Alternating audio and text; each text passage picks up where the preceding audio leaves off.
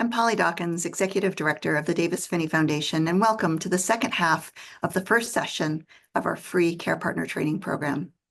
You can find links to the first half and the full program in our description below. We're sharing these videos with you here as we create new content for the Care Partner Program and invite you to visit our website to sign up so that you're ready for all that's coming. We know that caring for someone with Parkinson's can be really hard, but the Davis Phinney Foundation is here to support you. I hope that you find this video helpful and encourage you to explore the full set of resources we've designed to help you live well today as a care partner.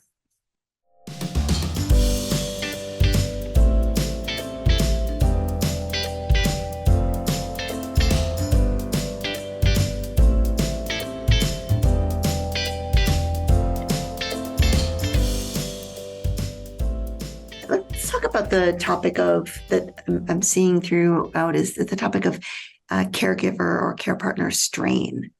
And last week when we touched on that word, I saw your reaction, which was, "Oh, I'm so glad you said care partner strain and not burden." Yeah. I'd love to explore what is care partner strain. Why did you react so strongly to not burden? Those words. Tell us a little bit about that, and then maybe, you can share some stories from your experiences. So I think a lot of times strain and burden are used interchangeably, and it may just be a question of semantics. But when we asked, "What are your roles as a care partner?" and you all put in hundreds of different things, right? All of that goes to not just the joy and the privilege that comes with being a care partner, but the strain. It is the emotional and physical strain on someone's, physical and mental health. It is sort of the sum total of all of those roles and all of the daily tasks and all of the daily concerns, future predictions. Did I do this thing right? Should I have done this differently? It's all of that giant word cloud, right? Poured into kind of one thing. And people try to measure, right, that one thing. How can you measure that, right? And I would say there's no good answer. There's no one survey that measures that the best. People have tried lots of different ways. And caregiver strain is different across different disease conditions. So, for example, there's a lot of work that's been done among care partners of people with Alzheimer's. And when we look at their strain, it's quite high, right, to cope with someone who has cognitive changes. What's really interesting is it's taken many years. The sort of Parkinson's research has really lagged behind on paying attention to caregivers, partners. Sorry, but people are now, and trying to measure that and say, what is the scope of this problem? Because we sort of have to understand the problem to be able to try to start attacking it in a way that makes sense, right? And there's a lot of different studies from a lot of different researchers asking the questions in a lot of different ways. And this probably surprises absolutely zero of the however many people, 227 of you. But care partners of people with Parkinson's have higher levels of strain than care partners of people with Alzheimer's. And I've submitted papers on this. I've written papers on this with care partners and had paragraphs in there where I try to explain why this might be true. And I've had care partners go like, "Jory, how blonde are you? Why do you have to explain this to people? Of course, this is different than Alzheimer's." And taken out those paragraphs, submitted papers to journals, and had reviewers, other academic people go, "What? Why? Why would care partners of people with Parkinson's have a higher strain than care partners of people with Alzheimer's?" You tell me. You can all put it in the chat, right? Because this is not just cognitive. This is not just memory. This is not just anything. This is physical. This is neuropsychiatric. This is autonomic. This is constipation. This is urination. This is incontinence. This is hallucinations and delusions. This is all of that ambiguous loss and anticipatory grief. And Tuesday could be a fantastic day. And Wednesday is a disaster. And Right. Wednesday night is, what is Thursday? What is Thursday morning even? I'm not even going to try to plan for what could Thursday be. What is the next hour going to look like? Because I think one of the things that is so crucial and so determines care partner strain in Parkinson's is the unpredictability. Mm. I mean, the only thing that is predictable about this condition is how unpredictable it is. The fluctuations, the motor fluctuations, which can be minute by minute, the cognitive fluctuations, which as people, go on and may develop mild cognitive impairment and dementia, right? The cognitive fluctuations where it's almost like someone bumps into a dimmer switch. If you've ever accidentally, leaned up against a wall, bumped into the dimmer switch, and all of a sudden the light just goes off, right? Mhm. And you realize and go, oh, okay, sorry. And turn that dimmer switch right back on. You didn't need to do that. There are cognitive fluctuations where a person with Parkinson's, their alertness level just drops. It's, if you've been on a plane and you know that feeling as you're taking off and you go through the cloud layer and you think that you've broken through, but whoop, oh, nope, there's a few more, right? There's just some levels. There are these moments of fogginess that you just cannot predict. And there's nothing you can do. You're not the pilot, right? The Mhm. person with Parkinson's is not the pilot. They can't necessarily predict when those, when that cloud layer is going to be there. Yeah. You just kind of wait it out until you get through. That unpredictability from moment to moment, let alone what stage is my loved one in? How long is this stage going to last? What's the next one going to look like? What should I be looking for? I will tell you, as someone who has these conversations on a daily basis, it's not that we don't want to give answers. It's that this is so variable from person to person that answers are, very hard to come by. We can do our best. We can, give prognosis with some, basis behind it, some evidence behind it, but um, it's really difficult because of this unpredictability that you all live with day to day. We saw that in the beginning of the chat, right? The word that many people chose was uncertainty. And I think Mhm. that is it's like unpredictability. I think those are very close Yep. and what And they I will mean. say, this cracks me up every time because I think people think that we don't know this, right? But your loved one might come to the doctor, right? And I say, okay, show me your taps and your claps and your wiggles and your whatever. And I get them up and I walk. And family is like, they have not walked that well in months. This is not real. This is not how they usually are. We know we know that sometimes people are showing off for us and that there's this secret reserve, and why can't they do that for you on a regular basis, right? it's not it's not under their control in most cases. This is just part of that fluctuation. um, and so we know that even if we're seeing someone and they look really good that day, we know we're seeing just that snapshot. Yeah, I often hear people talk about, care partners talk about sort of that performative or performance of their person with Parkinson's, that out in public or in social situations, people say, oh, your person looks so great and they're doing so well. But then some finite amount of time, and then that sort of show took all the effort that was available for the day. And the care partner, you all get the short end of the stick, because when it's time to go home, your person is worn out from that little burst of being in a good situation. And could be worn out the next day, right? And Yeah. and we recognize. I mean, I had a wonderful care partner was speaking at the NIH last week about what it takes to be part of a clinical trial, and how you might think a clinical trial visit might be 2 hours. But for that care partner and the person with Parkinson's, it's thinking about it the day before, planning, anticipation, the anxiety about where will we park, how will we get there, what's it going to look like, getting there, having the meds lined up, having snacks, having everything, the transportation home, and then being exhausted the next day, Mhm. right? And we think all we're asking is just 2 hours of your time. You know, um, it Yeah. is so much more than that. And the care partners are the ones who are bearing the brunt of that. And often there's other family members who are going, yeah, they look so good. I don't know what you're complaining about with this caring. Like, they look great. Mm.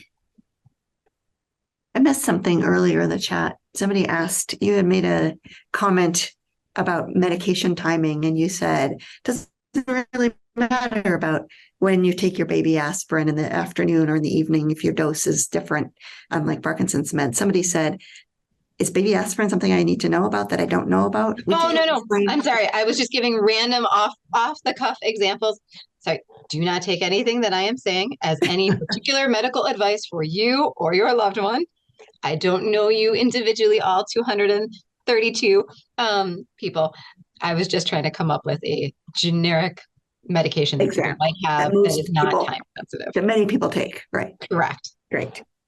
A couple of other things as we're talking about strain and care partner strain and the effects of care partner strain or the effects of being a care partner on the health of a person who is caring for someone. Do you have some thoughts or data points on how caring for someone can affect the health of a Absolutely. care partner? I mean, it is real. It is taking a toll on people. Mm-hmm. We know this in general for care partners across all conditions, but we know this even within Parkinson's specifically, is that the rates of high blood pressure, are higher, even when we compare for age, right? We know that there's a big, issue in the US and many developed countries with high blood pressure being a problem. Yes. And if you are Parkinson's care partner, your risk is even higher. Mm. If you are a Parkinson's care partner, your risk of depression, and I see this all through the chat, your risk of depression is higher, right? This is, and we'll get to self-care and putting that mask on yourself before you help someone else, right? Not pouring from an empty cup. Your risk of back pain. And this is, again, I had to convince that reviewer, well, why? Why would care partners of people with Parkinson's have higher rates of back pain?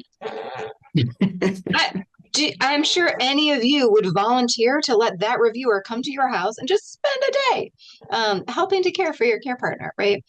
Whatever stage they're in. There's just a lot of bending and picking up, whether it's objects or clothes or things or reaching or it's transferring of a loved one.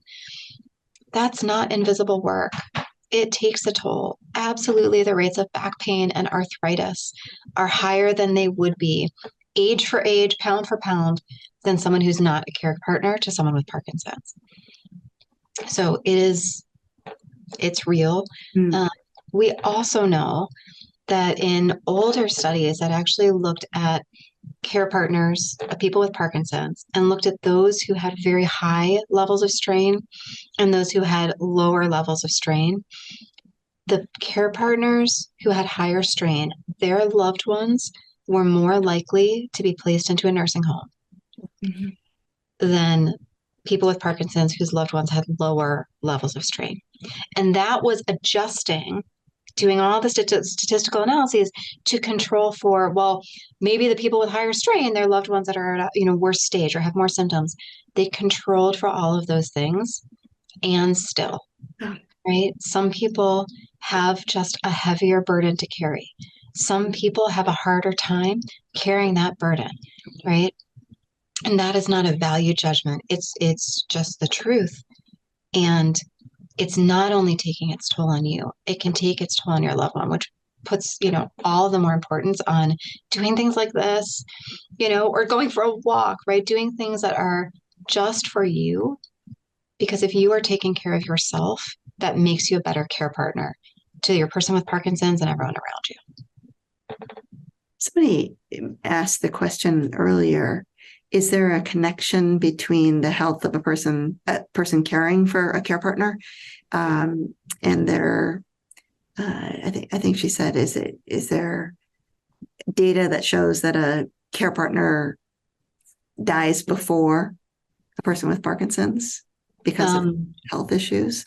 I am not aware of data specifically in Parkinson's, but anecdotally, I'll say just within my own practice and talking with colleagues, absolutely. I have care partners where, we have looked at them and gone, you don't look well. What's going on? Oh, well, I was just in the hospital for a massive heart attack, or, I just had this thing going on, or I had back surgery, or I need back surgery, but I can't get it because who would take care of my loved one? Mm. And so they are, deferring their own health care at their own expense to take care of their loved one. And I've had people where the care partner is the one who winds up in an institution first, or the care partner dies, right? We need a crisis plan, just like an advance directive. I think this is another thing that kind of goes in the binder is what happens if something happens to the care partner and they're out of commission? Who is the backup? Is there a phone tree? Who do you call? It doesn't have to be a super long list. It can be, if I'm in the hospital, my neighbor, daughter, son, friend, whoever, they're going to be the go-to person and they know, right? They're just on backup. But Yeah. it is true. Absolutely. We've had folks where they've had cancer diagnoses, and I can't say, this is related to their care partner strain, but they've had these things going on and we're watching them dwindle as we're caring for the person with Parkinson's. And in my mind, in my team's mind, you can't separate those two, right? Yeah. We also know, don't we, that a person with Parkinson's who has a care partner does better off than Oh, a person absolutely. who is alone. Absolutely.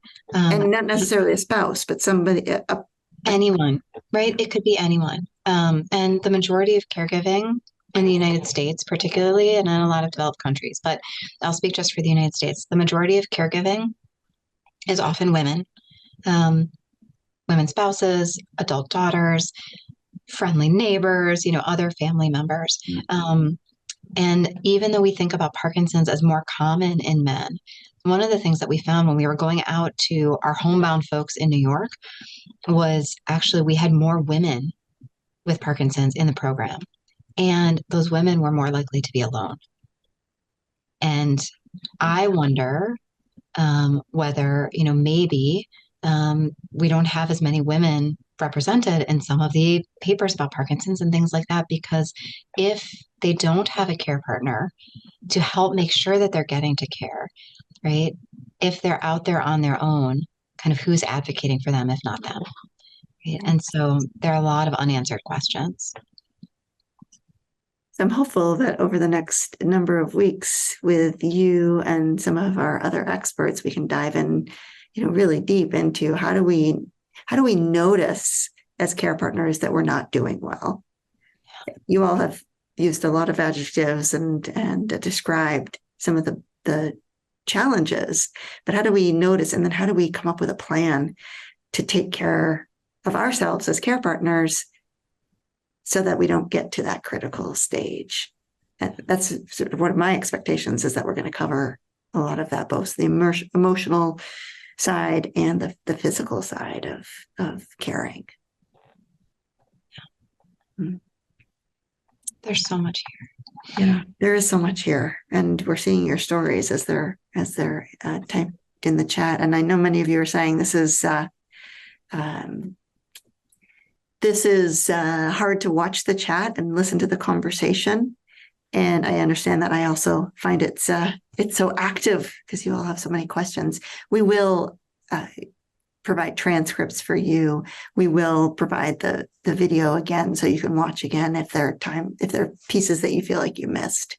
And we'll have summaries. There's something here I wanted to ask and address. What about Jory, what about the denial of progression of disease? So the person with Parkinson's denial of progression of their disease. Yeah.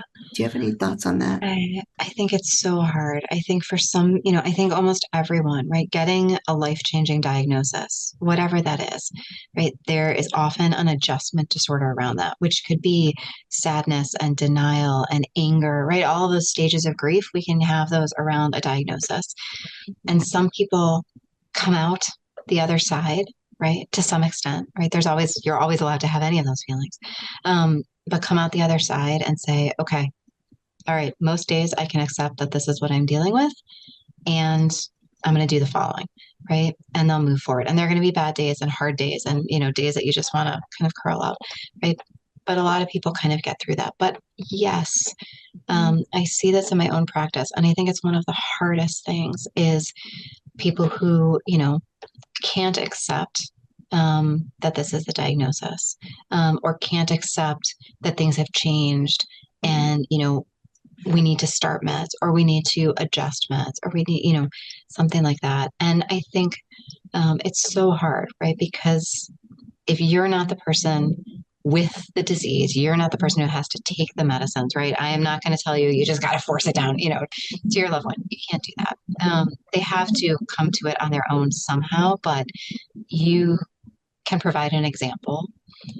So you can empower yourself with information. If you're hearing them say things that are just not true, gently sort of pointing those things out. I happen to hear actually that there's been a lot of progress in the following. Or did you see so and so down the block or at church or at temple, whatever it was, she's got Parkinson's and she actually said she's doing really well. I think she just went on meds and whatever.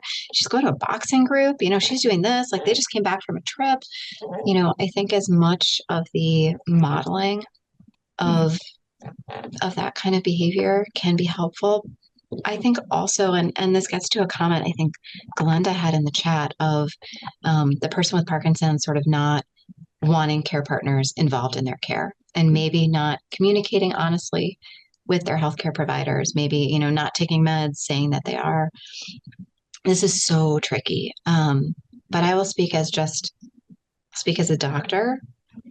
If one of the people that I care for wasn't taking their meds the way that I understand them to be taking them, I would want to know for their own well-being, right? Because if that person comes to me, say that they're on some medication regimen, and they come and they say, listen, doc, this is not working, right? I am going to either add a new medicine, because clearly what we're doing isn't working. I'm going to increase the dose of something. I'm going to change, how many times in a day you need to take it. Right. And so if I think you're taking it 3 times a day and I say, well, that's not working. Okay, we need to go to 4, or we need to, amp up the dose like this, but you're not actually taking it. And then one day you actually start doing what I've told you, that jump from not doing anything to the adjusted regimen could be dangerous because my recommendation was based on an incremental change, right? And I've seen this happen, unfortunately, with people who I thought they were taking their meds. They tell me that they're taking their meds, they're doing their things. Something happens, they wind up in the hospital. And the hospital, most of the time, puts them on the medications that they see in the medical record. And they didn't know that the person actually wasn't taking any of that. So all of a sudden they went from 0 to 60, right? And now they're having weird side effects, right? Or now they're just responding differently. And the question is, wait a minute, where is that coming from? Yeah. Right. So all of that is to say, because of HIPAA, so the laws that are in place to prevent, me from telling you details of any of my patients and dropping their names, to protect your privacy in healthcare. Your healthcare professionals cannot just divulge your information to anyone else who calls and is like, hey, what's that guy on? He seems to be doing well. Give me his med schedule. We can't do that. But it can be a one-way communication. So if you are concerned, if that your loved one is taking their medicines in a very different way or, is doing something that you think is unsafe, you can contact their physician and say, listen, I know you may not be able to say anything back to me, but I think you need to know this information, right? And then it's up to us how we handle that. And it's not easy, right? Because I don't want to throw you under the bus and go, hey, I heard from your wife that you're not doing anything you're supposed to do. Most people will try to be a little bit, more tactful than that, but it is helping that person in the long run to get the care that they need and not get excessive treatment and not sort of go down the wrong path. Mm-hmm. Wow.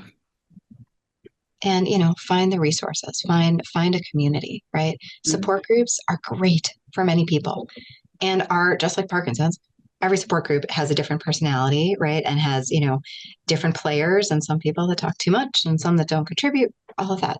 If you can find a community that feels like a good fit, right? Recommending that. If you know that your loved one is never going to go to a support group, give up that ghost. Don't try and get them into a support group. But can you find a Parkinson's exercise class, right, where they can go and they don't have to talk about it, but they're in a safe space with less stigma and it might just come up, right? And they might just talk to the person next to them and go, "Oh man, you're dealing with this too? Okay."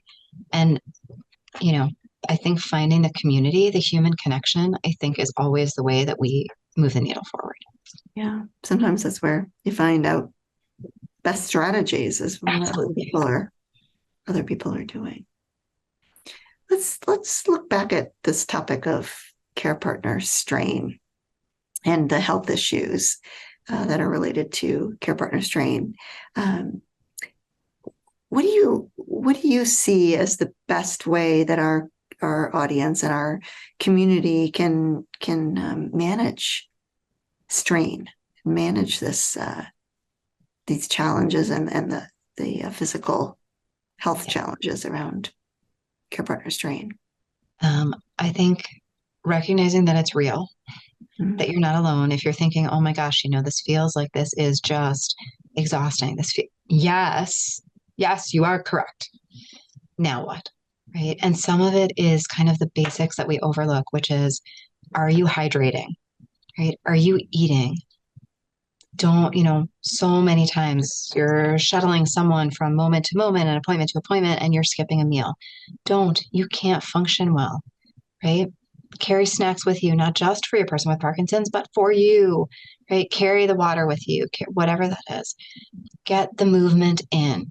We know exercise is so important in Parkinson's. We can have whole sessions on that.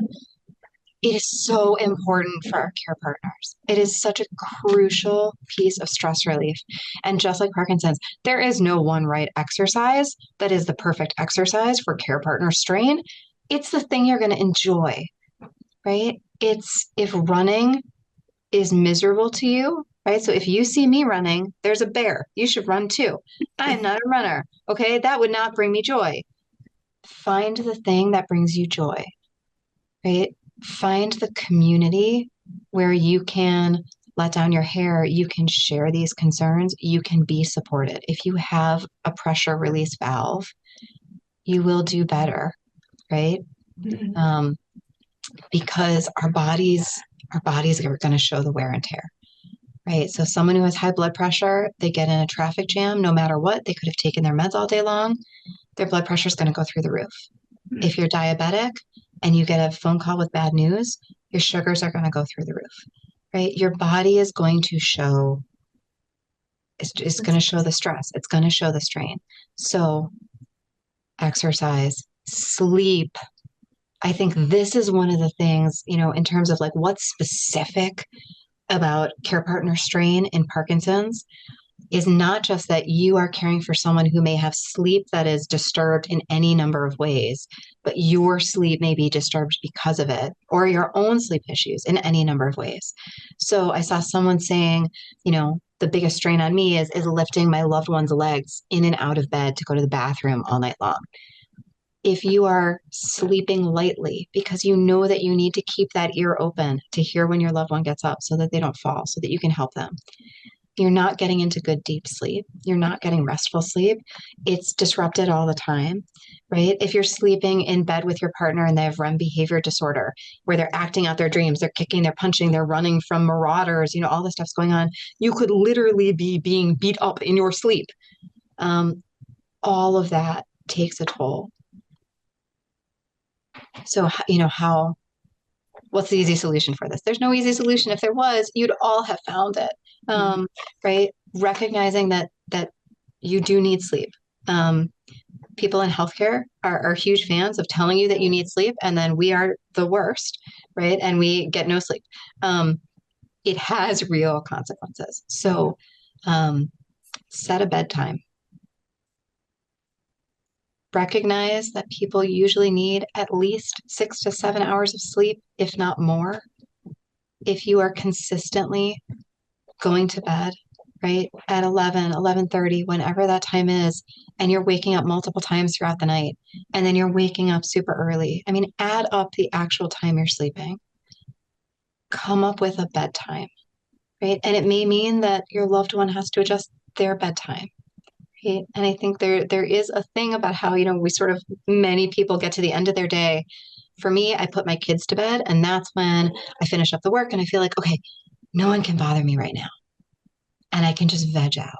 Right. But is that time that's actually restorative and like bringing me joy? Or would I do better if I actually got 6 hours of sleep? One more hour of Right. sleep. Yeah. Right. It's probably better. And I'm the worst at this. I will freely admit that. But I think recognizing that your sleep is at risk by being a care partner to someone with Parkinson's, and how can you try to help that? And maybe it is trying to catch up a little bit, on an off day, getting some help. Sometimes people will have nighttime paid caregivers. It is expensive. It is hard. Um, and maybe it's just every once in a while. Maybe it's a family member, a friend, or a neighbor, who just agrees they can come over at X period of time and you can take a nap, right? Mhm. But I see that. Ask a friend, phone a friend, right? Mhm. Bring in when someone says, what can I do? You could come for 2 hours on a Sunday so I could just take a nap. Yeah, that could feel like respite, Yeah. just sleeping. Yeah. What about the question of disturbed sleep that if you are always worried about a person needing to get up and go to the bathroom and helping with that, how do you, even if you're in a separate room to get better sleep, because you do get better sleep in a separate room in some cases, Yeah. how do you balance the need for somebody So, up in your gut and ear to that? yeah, a couple of thoughts. Number one, talk with their healthcare provider. Tell them what's going on with their sleep. Is it trouble falling asleep? Is it trouble staying asleep? If the person is waking up to go to the bathroom, my favorite question is, are you waking up because your bladder is waking you up because you have to pee? Or are you waking up for some other reason and you're up, so you might as well get up to pee, right? Mhm. Those are actually different things. One of those, we may have, medicines to treat the bladder that will help you sleep. But we don't want to use a bladder medicine if it's something else that's waking you up, if it's slowness or stiffness or anxiety, right? So treating the cause of, is it REM behavior disorder? The Mhm. person is actively dreaming and they, whack their hand on the nightstand and that wakes them up. Or they're whacking you, and that wakes you up. And so you, smack them and say, hey, stop doing that. Right. What is going on in sleep? That's a great thing to put on that list that you bring to the doc or the healthcare provider and say, listen, this is what's happening. What can I do? Because there are so many different sleep disorders that affect people with Parkinson's, and many are treatable, right? If your loved one has sleep apnea, which can happen without Parkinson's, but is more common in people with Parkinson's, very treatable. No one is eager and chomping at the bit to get that sleep apnea CPAP mask on and, do a Darth Vader kind of thing.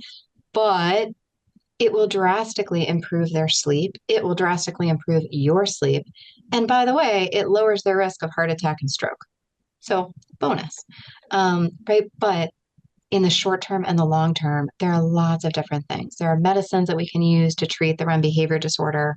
I see someone shouting out melatonin, so I cannot specifically recommend anything for your particular loved one. But yes, ask your healthcare provider. Melatonin is, often our first line go-to. And something else that I did not know about until just a few years ago actually was, we think about melatonin, and melatonin is the neurotransmitter. It's a chemical in your brain that kind of shifts everyone's brain to tell them it's nighttime, it's time to wind down, it's time to get ready for bed. Mhm. Everyone kind of gets a little squirt of melatonin as you get towards those nighttime hours. People with Parkinson's still get a squirt, but it's a little bit lower. Mhm.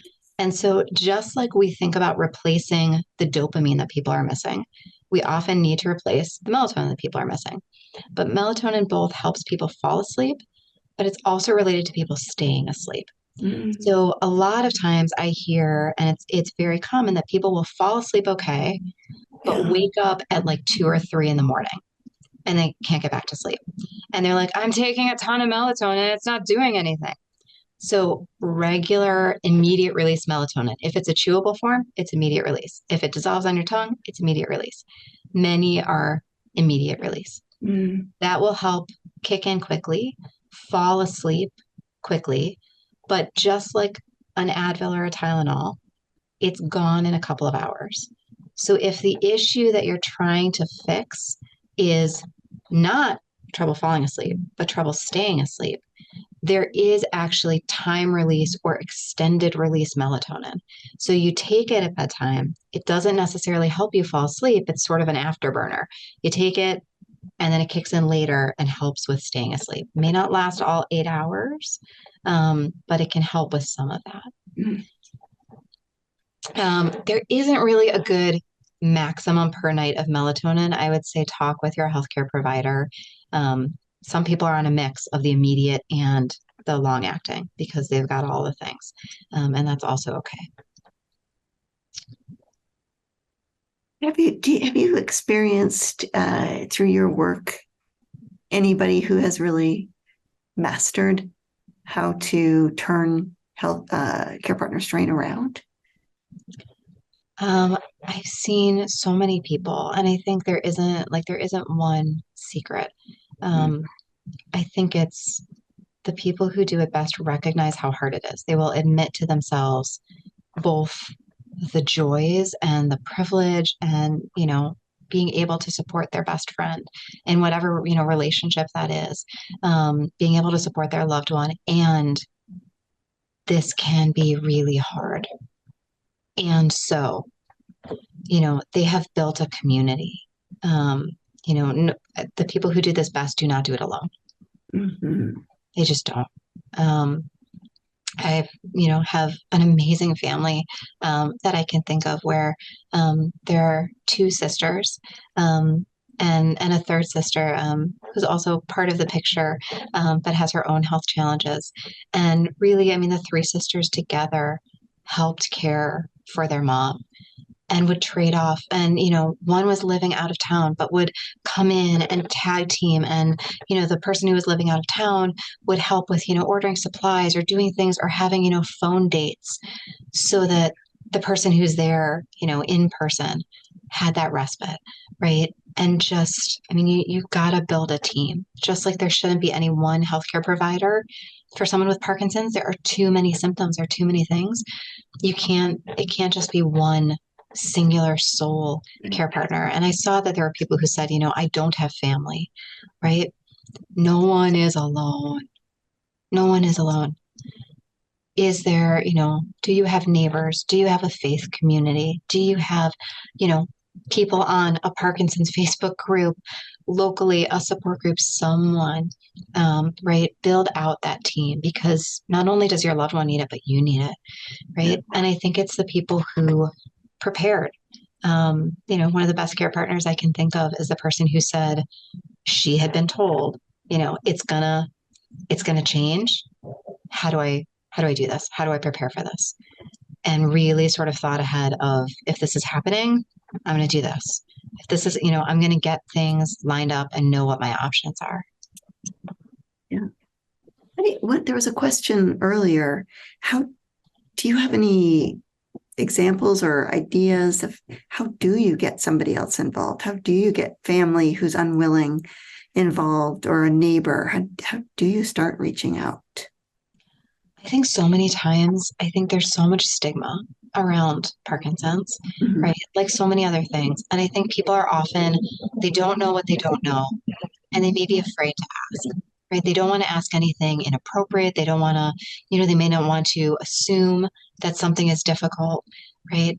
And so I think sometimes it's asking something else of the care partner to be that person to say, hey, I could really use a hand with this, right? And sometimes it's, recognizing. So I am long distance from my family of origin. They're all in Ohio. I can't help with day-to-day hands-on caregiving most of the time. Mhm. But I'm really good at ordering groceries from afar. I'm really good at, I can set up a recurring delivery, of that. Or if there's hey, there might be a trial that this person might qualify for. Could you just go read about this? There's a coordinator that needs to talk with someone and wants to run through a list of things. Can you just hear what that might be like? Or, the doc says that, my loved one needs to exercise more. Could you take them on a walk? Could you take them to the boxing class, the cycling class, the dancing thing? Take them with you to go see, the kids' karate practice and get them out of the house and be engaged and social. Go for ice cream, right? And care partner, you can do what you want in that time. Your to-do list might be this long. You do not have to do laundry. You could go get your own ice cream, Or right? exercise. Right? Or exercise or sleep. Right. You can, it's finding those windows. And I think once what I've seen a lot is, I don't even know what to ask for. I'm so overwhelmed. I don't know what to ask for. And it can literally be, can you spend an hour with your dad, your mom, whoever that is? Can you just take them for an hour? Right. And often, hopefully, that hour goes long and that caregiver who maybe wasn't as involved before gets a little bit more of a glimpse and a little bit more of a perspective of what that person with Parkinson's is going through and what you are going through. It's not going to be the full glimpse because they're only getting that 1 hour snapshot, right? But it's something, and that just kind of kicks open the door a little bit and opens for the opportunities of, oh man, thank you so much. They really enjoyed that. Do you think you could do that? Could we set up like a recurring date? Do you think once a month? Once every, how about every weekend, right? Could you come and do something? Right.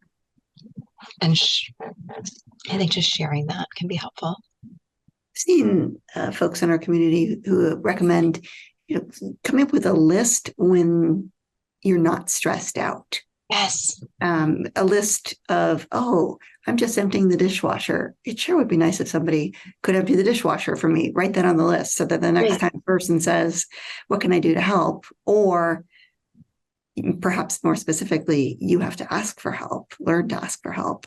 Can you come over and empty the dishwasher or do the laundry for me? And things that maybe the person with Parkinson's used to do, right? So if they had tasks around the house, right? If they were the person that got out the chainsaw and cut down the fallen trees and cleared the driveway, right? If they're the person that mowed the lawn, or if they're the person that did the meal planning, and that's just not your jam, right? Put those things on the list, right? There might be a kid on the block, and will they mow the lawn perfectly? No, right? But it's something off your list. And someone may, really enjoy being able to contribute in that way. And it doesn't need to be that all of the things go to one other person. But I think that's important. Right. Spread it out. Have the community. Better that it's not on you. Right. Right. Sometimes, right, perfect is the enemy of the good.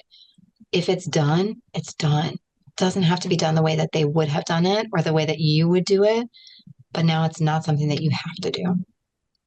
Also got a comment from a care partner who said that they also keep a list of all the things they want to be able to do. So that in those moments when you're feeling good, you're both feeling good, and you're thinking, what should we do right now? You don't have to spend time thinking about it. You go to your list of, oh, these are all the things we wanted. We wanted to go to the museum. We wanted to go to the movies. We wanted to do this thing. And keep that list of aspirational things when things are going well to do. I love that. I've heard someone phrase it as like have small adventures and big adventures. Right. And so it's like, okay, it's fall, right? You might want to go to the apple orchard, but that's like a several hour commitment, maybe depending on where you live. Right. Or you might just want to go grab a bag of candy corn if that's your jam, right? All, the different things, right? You might just want to go look at leaves in the neighborhood. Having that list makes it easy if you have one of those windows. If you have that good fluctuation, you have that good day, right? Lean into that. And I think it kind of brings up this idea that I talk about a lot in our palliative clinic with folks who are at advanced stages. But I think it applies to all of us, which is this idea of energy conservation. you can't do all the things, right? You can't possibly do all the things. And so recognizing like, what are the things that's really worth your time? I have people that, they want to go on a trip and they'll talk about getting through the airport and blah, blah, blah, blah, blah, blah. My loved one, they might struggle with their mobility and really have a hard time walking, but they don't want to use a wheelchair in the airport. And my question is, do you want to exhaust yourself walking through O'Hare, JFK, whatever it is? Like, is that where you want to spend your energy for the day and make it to the family event only to be exhausted? Oh, that's a good point. Or do you want that, there's a finite amount of energy. Do you want that energy to be there for the birthday party, for the celebration, right? Most people would rather be able to get up and dance, get up, participate, be part of the thing than have impressed the people they'll never meet again in the airport by not being in a wheelchair, right? Who cares? Yeah.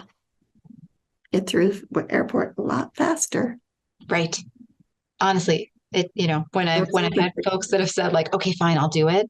And they're like, oh my gosh, it was so much more pleasant to travel that way. Yes, you've earned it. You are not taking that away from anyone. Imagine that they have a never ending supply of wheelchairs. If your loved one could use that wheelchair, you are not taking it away from someone else who needs one. There are plenty. This is not a pie. Yes, and you get to board early. I think you deplane later, but still, you don't have to, all Right. this stuff. You don't have to carry your luggage at baggage claim and all Yeah. that.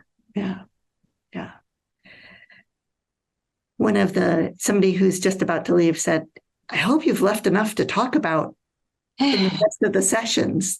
The rest of the sessions, as I imagine, and look at the topics, and we're going to do deep dives on specific topics in the next sessions. And so come prepared with your questions on those.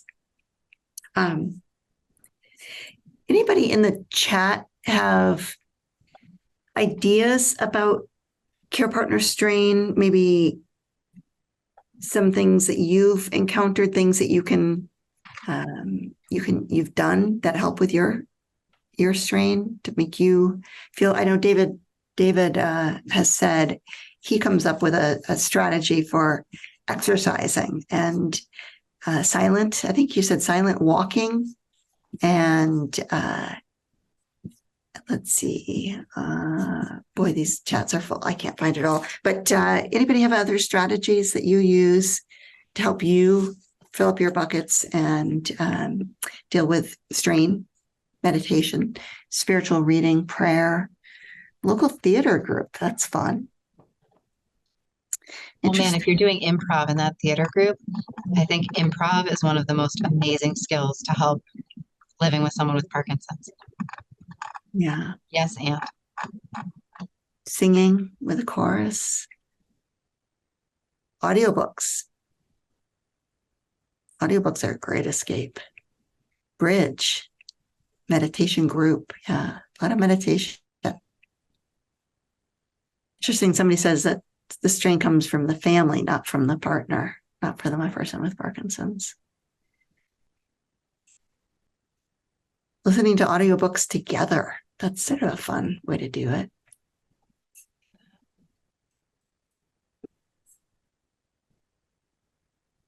Using the Calm app.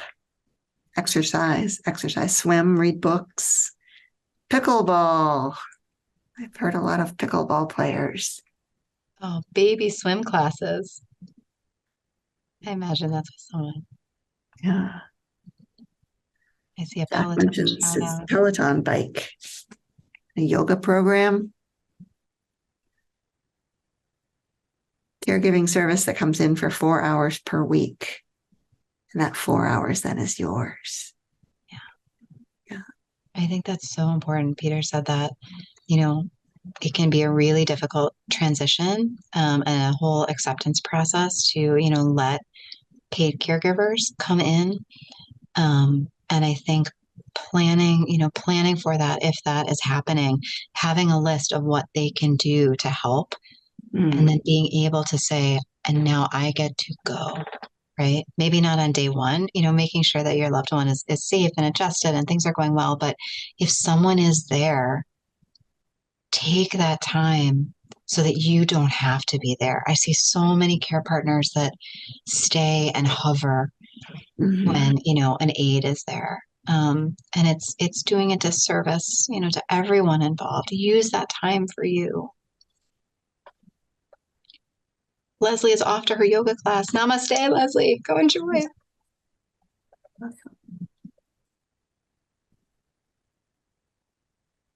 All right.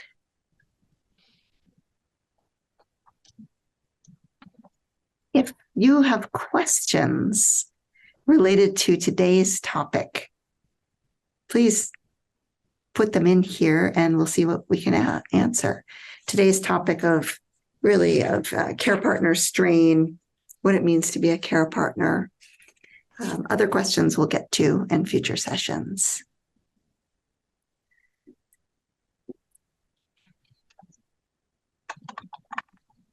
Scroll back through and see if I see any. There's so many. You all are being amazing with your comments.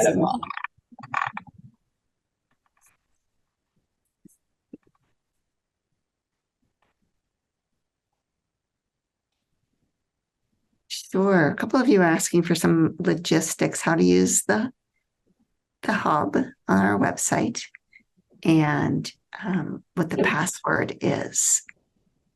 The password for the hub is the word care partner, all lowercase. Should be very straightforward. And Melanie has just put that in there. And you'll be able to click on that link. We'll also send it out again with this recording, and it will allow you to get into the hub.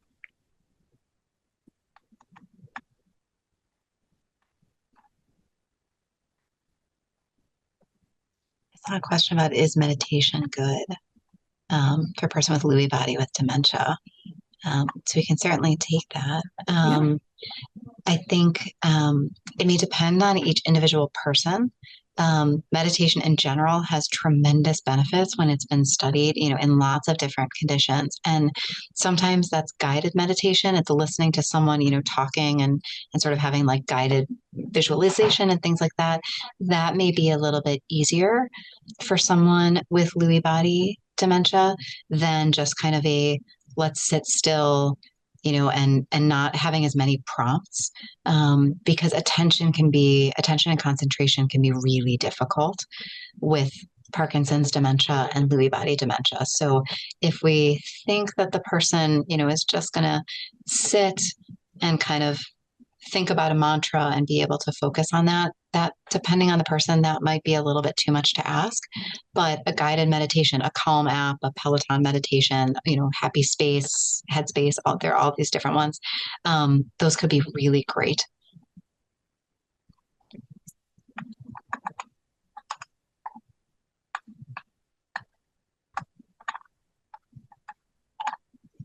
How to manage changing roles. I think we're going to talk about change on Monday. Anything you want to say ahead of that?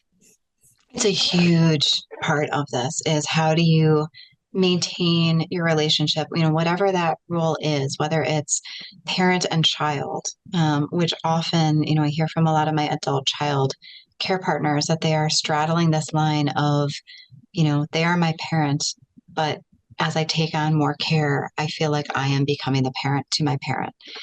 And, how do you navigate all of that? Or if it is, your life partner, your spouse, your significant other, right? How do you still find time and space for intimacy while also having to take on, activities of daily living and hygiene kind of things? And that can be really hard. There's some really great work out there. So someone I'll shout out is Dr. Sheila Silver. So she's a phenomenal therapist and educator. She's got a lot of talks, and her specific area is sort of Parkinson's and intimacy and how people can navigate relationships that are changing. And, Parkinson's can affect sexual function in lots of different ways. So I have a lot of people that, come to me with questions about sexual dysfunction and things and, what can I do? What should I do? What can't I do? All of this. And I refer almost everyone to check out some of her work. So Sheila, Sheila Silver, like the color. And I think she has a bunch of things on YouTube as well. But I think her work is phenomenal, acknowledging that yes, there are changes. And, just using touch, holding hands, being together, for a moment. I saw someone asked, is it worth learning to do massage for my loved one? I can't speak to that necessarily. I don't know anyone who's gone out and, taken formal courses, but touch is, incredible, right? And the skin is our largest organ. So, I have a lot of people that benefit from formal massage therapy. And what an amazing way to connect, to be able to give your loved one a massage and maybe they can do some of that back, right? So I don't think there's anything wrong with it. Yeah. Somebody asks about how do you know what's coming without becoming depressed? I think we're going to talk about that as well. But that's sort of the living in the future and being depressed about what you don't know what's going to happen. I think it's someone put in there, finding the things that feed you deeply, right? Is what is bringing you meaning, and and how can you do those things in addition to everything else you're doing, right? How can those be fit in those moments, whether it's exercise, whether it's sleep, whether it's eating a meal.